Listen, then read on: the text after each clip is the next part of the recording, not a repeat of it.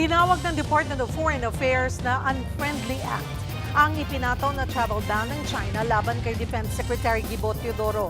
Gihit ng kagawaran, ginagawa lang daw nitong mas komplikado ang relasyon ng dalawang bansa. Nasa frontline ng balitang yan, si Camille Samonte. Hindi na pinahihintulutan ng China na makatungtong sa bansa si Defense Secretary Gibo Teodoro at ang kanyang pamilya. Bukod sa mainland China, hindi rin sila maaaring pumunta sa Hong Kong at Macau. Pinagbawalan na rin ang anumang China-based organization na makipag-ugnayan sa kanila.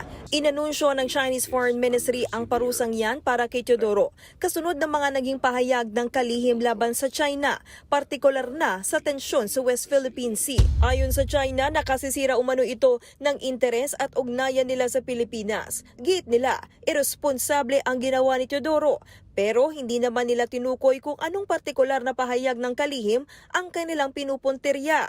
Matatanda ang ilang beses nang kinundena ni Teodoro ang pangaharas ng China sa West Philippine Sea. Sa kabila ng travel ban sa China, hindi naman nababahala si Secretary Teodoro.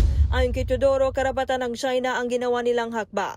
Ginagawa raw talaga ito ng bansa laban sa mga anyay nagsasalita ng katotohanan, laban sa kanilang panlilinlang. Hindi raw ito hadlang para ipagpatuloy niya ang tungkuling ipagtanggol ang Pilipinas. Tinawag naman ng Department of Foreign Affairs na unfriendly act ang parusang travel ban kay Teodoro. Ginagawa lang daw nitong mas komplikado ang relasyon ng dalawang bansa. Hindi rin daw ito nakatutulong sa pagbuo ng tiwala at pag-aayos ng mga hindi pagkakaunawaan ng China at Pilipinas. Pinuri naman ni Akbayan Party List Representative Percy Sendanya si Teodoro para sa patuloy nito na pagtatanggol sa soberanya ng bansa. Ngayong Independence Day, hiling ng kongresista sa iba pang mga opisyal ng gobyerno na gawin nilang ehemplo si Teodoro, maging ang mga mangingisda na patuloy na lumalaban sa anyay walang tigil na pambubuli ng China. Nagbabalita mula sa Frontline, Camille Samonte, News 5. Mga kapatid, Cheryl Cosing po. Maging maalam at may pakialam sa mga napapanahong issue at headlines. Mag-follow at mag-subscribe na sa social media pages ng News 5.